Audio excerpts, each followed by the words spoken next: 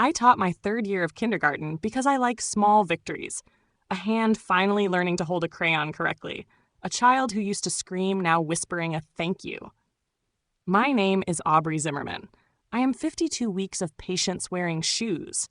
The person who plans glittery lessons and emergency glue fixes, and most nights, folders full of lesson plans that look suspiciously like origami weapons. Antonius Carter arrived in September with the kind of file that makes administrators shuffle papers and lower their voices. Antonius Carter, age 5. The file came with a stern note and a transfer stamp. Choked a teacher, previous school wrote. Behavioral incident, the paper said. Like that made it small. He came with the stare of a kid who'd been taught the world was an obstacle rather than a playground and with that stare came a reputation that followed him into my classroom. Swore at staff, used his belt to threaten kids, shoved whenever he felt brave enough to try it. The first week, I thought maybe the stories were the worst part. Exaggeration like bad gossip. By week 2, I stopped thinking that. Kindergarten for most of my kids is finger paint and nap mats and the dramatic recitation of The Very Hungry Caterpillar. For Antonius, it was calculated chaos. He would knock over a tower and then wait like he'd just planted a flag. He'd curse the aides when they asked him to sit. He'd swing his belt over a peer's shoulder, and for a moment the room would hold its breath. Teachers with a cold, practiced quiet in our throats. Children, blink blank, as if any sound might set off the wrong fuse. I told my principal, Miss Reyes, in the slow, careful way people use when they don't want to be accused of exaggerating grief. He's not just unruly, I said. He's dangerous. He choked a teacher before. He's threatening kids. This isn't acting out, it's escalation. I handed over notes, dates, witnesses, the exact words kids used when the aides were called. I left copies of the incident report from his last school. I wanted a plan, a safety protocol, maybe even someone else to shadow him so no one child was left alone in that roulette. Her smile was small and tired. She looked at the paper and then at me. And the way she folded her hands said she'd seen this conversation play out more times than she wanted. Try to reach Antonius on his level, she told me, like it was a teaching strategy on a poster.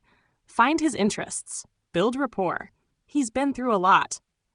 I heard it as permission to do nothing. I heard it as an instruction that my concern was a behavioral nugget to be seasoned with empathy and then served back as classroom management. Reach him on his level. Teach him colors using his favorite toy. Let him lead circle time. Let him understand consequence through play. Say the right words and the problem becomes behavioral, not dangerous. Say the right words and the paper trail shrinks into a learning opportunity. So I tried. I read books about trauma-informed practice until my brain felt like a sponge wrung out by a dozen consultants. I brought in sensory bins and quiet corners. I let him choose the song sometimes, and I praised him loudly when he sat for 5 whole minutes. I reminded myself that teaching is scaffolding. Children grow around good supports. I told myself this, as if repetition could make it true. The rest of the staff did what staff do. They smiled, they nodded, they made the occasional note in their own handwriting about being careful. Parents bought into the narrative too, because who wants to think their child is in danger at school? No one wants to see the blood under the wallpaper. We are taught as teachers to believe in the arc of young people. The mess makes sense. It reforms into something kinder. We teach that because it keeps us from burning out. Meanwhile, the small things accumulated like pinpricks. A sneer at cleanup time. A toy knocked out of another child's hands. A shove that made a tiny face flush with shock. I began to count the hours I felt my pulse climb during recess. The minutes spent calculating which child I'd put closest to the door. The list of children who would be my first priority in a crisis. I kept a notebook at the bottom of my tote. Observations, times, staff who saw it, the exact language the child used. Paper is a curious thing. Ordinary until it needs to be evidence. At night, I woke thinking of the children lined up in rainbow vests, of their fingers intertwined like a fragile promise.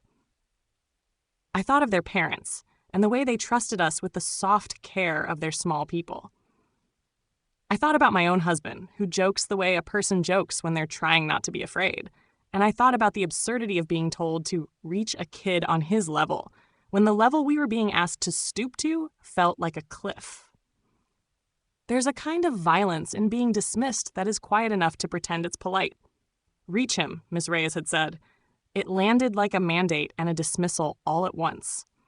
It made me keep my calendar open for one more conference, one more behavior plan, one more chance to make good pedagogy look like safety. It also made me furious in a way I didn't expect, furious at the system that drills us to be caretakers without weapons. Furious that the adults who made the transfer decision had relocated a problem instead of solving it, and furious at myself for thinking I could rewrite a child's history with circle time.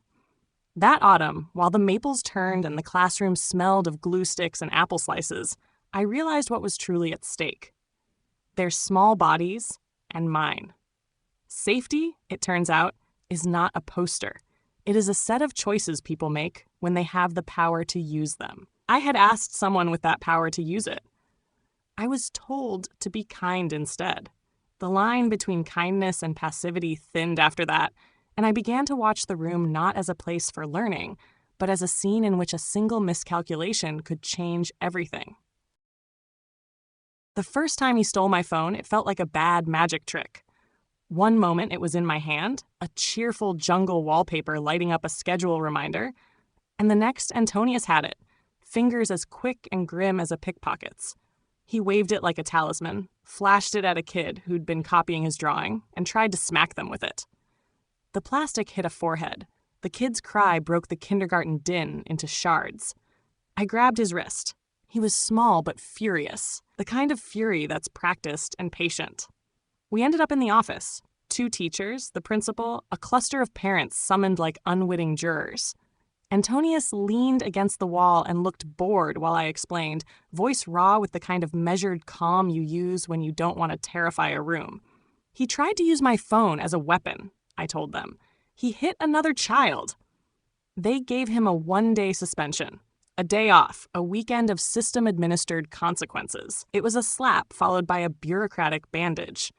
I went home that night with my hands shaking, trying to fold my lesson plans like origami to hide how little control I felt. 2 days later, he was back, and I walked into the classroom like a person stepping into a trap she'd been told was safe. He swaggered in as if he'd earned a second wind of permission. The aides tried the soft approach. Redirect, praise, offer choices. He shrugged them off with a look that said he knew exactly how long their patience would last. At lunch, he accosted a smaller child in the line, chest puffed, voice too loud for the cafeteria. "I'll beat you up," he told the kid, like a rehearsed threat. My mouth tasted like metal. I called Miss Reyes and explained I was seeing a violent mood, his voice, the way he moved, the threat. I told her the thing that felt like something out of a nightmare and sounded foolish on my tongue. I had seen the shape of a gun in his backpack when he swung it open to shove in a notebook. It was a nervous 2-second glimpse. Maybe it was a toy, maybe a case. My brain ran scenarios like a morbid clerk tallying fees. I said it anyway because I could not unsee what I thought I saw. She paused, and in that pause, I felt the distance between us like a physical thing. "Are you sure?" she asked, the way people ask when they suspect they're about to be uncomfortable. Then, after a beat that felt like a verdict, she said the thing administrators say when policy and politics start circling each other. We can't act on suspicion. We have to be careful with accusations. I don't want this to be about race. It landed like a blow. I was accused in the middle of my classroom of seeing a problem through the wrong lens. I tried to explain that it wasn't about the color of his skin. It was about the way he'd brandished a belt last week, the way he'd cursed an aide the day before. But the conversation closed like a door. No search, no check, just be careful, and a thin, apologetic tone that felt like permission to ignore a red flag. After lunch, we settled into reading time, the blur of faces hunched over picture books, the soft cadence of voices trying to coax letters into sentences. I was reading The Little Engine That Could, and the world had narrowed to the squeak of a marker, the patter of a child's foot against the carpet. Antonius sat to my left, knees knocking. For a moment, he was a child again, hair messy, hands sticky with applesauce, eyes moving under lashes. Then he reached into his backpack. The motion was casual. No one else saw it at first because it happened in a blink between words. He pulled out a small, black thing and the air in the room rearranged itself. It reflected light like a beetle. It was a gun, a Glock, raw and absurd in a place stitched together by paste and glitter. I saw it, and a new animal rose in me. Not just fear, but a sharp, clinical focus born of trained years in classrooms and the terrible urgency of the moment. My mouth wanted to scream for the kids to run. My arms wanted to throw my body between the metal and the nearest child. My voice, when it came, was thin and wrong in my throat. "Drop it, Antonius," I said, a teacher's instruction that sounded laughably inadequate. He didn't drop it. There wasn't time for a plan. There wasn't time for the world to save itself. The shot sounded like someone slamming a church door. It took the air with it. It smelled like hot metal and something chemical and immediate. Pain, white, electric, erupted in my chest, and I tasted salt and pennies and the rawness of fear. The room stilled into an impossible slow motion. A crayon rolling across the floor, a child's hand flung out mid-reach, the sound of a sitter gurgling into absence. I remember the light, how it fractured as it hit the speckled ceiling tiles, and the sudden animal urge to crawl. I remember thinking in shards, my students, my husband, the absurd smallness of lesson plans in the face of an act. I thought of the paper trail I'd been making, the notebook in my tote with dates and quotes, and how small the paper felt compared to the hole in my chest. I thought, brutal and exact, that adults had been given chances to do the right thing and had chosen words over action. I fell to the carpet and the world narrowed to the echo of the gun, the distant sound of someone screaming, the awful kettle howl of an alarm that finally decided something was wrong. Blood warmed my fingertips when I pressed at my chest because my hands would not do the polite thing they were taught to do in other kinds of emergencies. The fear was not cinematic. It was flat and hungry. I could hear the children crying, pure, sharp sobs that cut through me as if they were new knives. As my vision bruised at the edges, I felt one unnameable, burning thing: betrayal. Not just the betrayal of pain, but the betrayal of trust, the hazy assurances, the instruction to be kind and to reach him, the dismissal of my warning as something other than what it was. I lay there, my breath a rough little animal in my ribs, and watched my classroom, the place I had scaffolded with patient strategies and glitter, become something else entirely.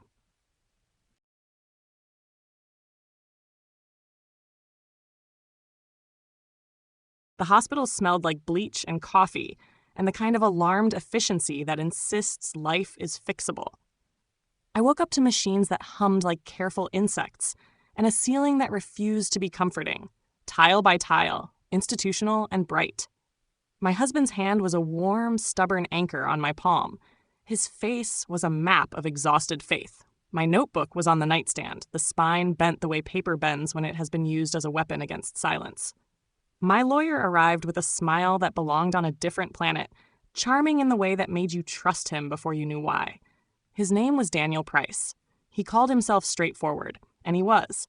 He also had the sort of honesty that felt like a tactic and a mercy. My family pooled whatever they had. We did not have to choose between my recovery and justice. We chose both.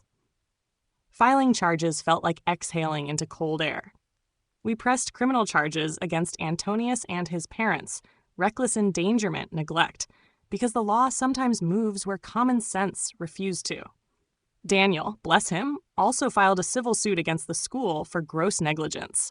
The documents were long as a grocery list of failings: transfer papers that read like shrugging, memos that minimized incidents, the principal's reach him on his level email printed in black and white like an indictment. Our little notebook, my hand-scrawled entries, the aide's signatures, dates, was now evidence. Paper that had once felt puny was suddenly a ledger of warning signs nobody heeded. The case stretched. Time is a strange thing in litigation. It coagulates around forms and hearings and depositions. And in the meantime, my body did what bodies do when trauma is allowed a schedule. Surgeries reclaimed the oxygen inside me. Physical therapy taught my ribs to remember breath without pain. Therapy taught my thoughts how to be less traitorous, less certain that my voice had never mattered. My students sent drawings, crayon suns, and misspelled names, and I taped them to the wall of my hospital room like talismans. Courtrooms have their own lighting. harsh, formal, built to make truth look serious.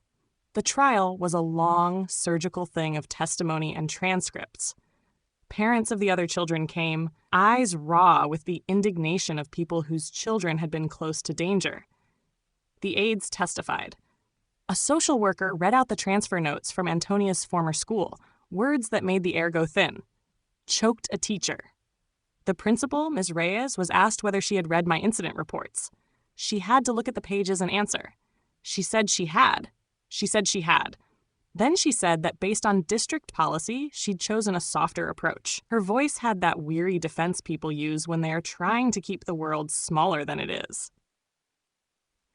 Daniel cross-examined with the steady cruelty of someone who believes paperwork should meet consequence. He put the reach him on his level phrase up on the screen. He asked about the call I made about a possible weapon. He asked the principal if she had authorized a search of Antonius' bag. She answered that she had not. He asked the district whether there was a protocol for weapons brought to school. They produced a binder that smelled like optimism and never being used. Antonius himself was tried in juvenile court for the shooting. He was a small, frightened person on a bench, knees knocking the way a child's do, and he had been through things that made part of the case tragic in ways that did not erase accountability. The juvenile system does not pretend to be purely punitive. The hearing focused on rehabilitation, but did not ignore the harm he'd done. He was remanded to juvenile detention, where they would at least have the structure to begin working on what broke him, and keep him away from other children while adults sorted their failures. The criminal case against his parents hinged on neglect. Evidence that ought to have been private, photos of a disordered home, witnesses recounting how weapons were joked about and left within reach, painted a negligence that carried legal weight. They appeared through it all like people who had never expected to be called to account. The judge, reading a statement that sounded like a book closing, sentenced them for criminal neglect. They received prison terms. Miss Reyes was charged, too, for dereliction of duty. When the verdict came down and she was led away, school newsletters that had once boasted about a nurturing environment felt like stage props in an ugly play. The civil suit was a different theater. Dollars do strange work in grief. They do not undo bullets, but they can rearrange consequences. We asked for accountability, systemic change, and a figure that would not be lost to the ledger of a bureaucratic shrug. The jury awarded $10 million. The number landed heavy in my lap like a complicated crow. Impressive, unwieldy, unsettling. It bought medical bills, mortgage payments, therapy, and a certain freedom from financial fragility. It also bought a louder, harder-to-ignore conversation about safety in schools. Were we victimizers in returning harm through legal channels? That question hummed around me like a small, persistent fly. I did not relish anyone's suffering. My relief was complicated. There was satisfaction, sure, but it was the clean kind. A proof that warnings matter. That paper can demand action when people won't. There was also guilt toward a child now in juvenile custody, toward the adults who would sit in cold cells and think of the mothers they had disappointed. Justice is not a bright sword in a fairy tale. It is a messy, necessary reckoning.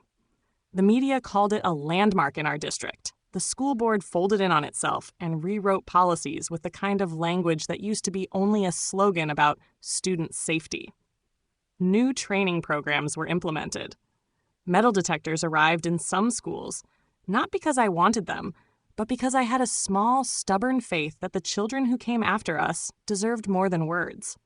I used a sliver of the settlement to create a small foundation, the Small Victories Fund, to help classrooms hire aides when they needed them, and to fund de-escalation training that actually worked. It felt like planting seeds after a fire. Futile and necessary all at once. There was a revenge in the legal outcome, yes? The principal and the parents facing jail, the monetary recompense, the district swallowing accountability. But the true sting was quieter. The paper I had kept in my tote was finally a tool, not just a ward against doubt. In a way that felt almost obscene and almost holy, the same notes that had been dismissed as teacherly fussiness were the thing that held the story together. My meticulousness, my insistence on dates, times, witnesses, proved that persistence can be a kind of force. The hard bits did not evaporate. I carried scar tissue like a private city under my shirt. Some mornings I could not stand the sound of a crayon payon on paper without flinching. I taught for a season less and then differently. Advocacy in my pockets, policy in my head. I spoke at school board meetings until I could feel my voice steady in public. Parents thanked me and then looked away, as if gratitude needed social distance. On the day I walked back into a classroom that was not mine anymore, renovations had given it new carpet, a different paint that pretended the past away. I sat at a little table and watched children who did not know the weight of the headlines build towers out of foam blocks. One of them handed me a block and smiled as if it were a piece of treasure. The smile was small and loud in the right way. I did not feel triumphant the way a gladiator might. I felt something closer to peace. The settlement had fixed nothing metaphysical, but it had forced adults to answer for the choices they made when it mattered. That was enough. In my quieter hours, when the house was only the sound of the refrigerator and my husband's slow breathing, I thought about the shape of accountability. Revenge is often a movie scene, sword drawn, spotlight on a crown. What felt like revenge in this story was less cinematic and more surgical. The system, finally used as it should be, cut through negligence and left a cleaner space in which children could grow. The ending was not perfect. No ending is. But there was justice, and with it a small, stubborn reopening of trust. I keep the notebook in a drawer now. Sometimes I take it out and read the entries, the careful, febrile handwriting of someone trying to keep watch. I have learned to live inside the fact that we cannot shield everyone, but we must not pretend that warnings are whispers without weight. My life after the shooting is quieter in some ways, busier in others. I sleep with the light near my bed because it is practical, and because light feels like the least combustible thing. There are mornings I still think of Antonius, not as a monster, but as a child hollowed by a sequence of failures, and I do not feel triumphant when I think of him. I feel the complicated thing that happens when balance is restored, a measure of peace for those of us who stayed, and a demand that the adults who didn't will have to answer. That finally felt like enough.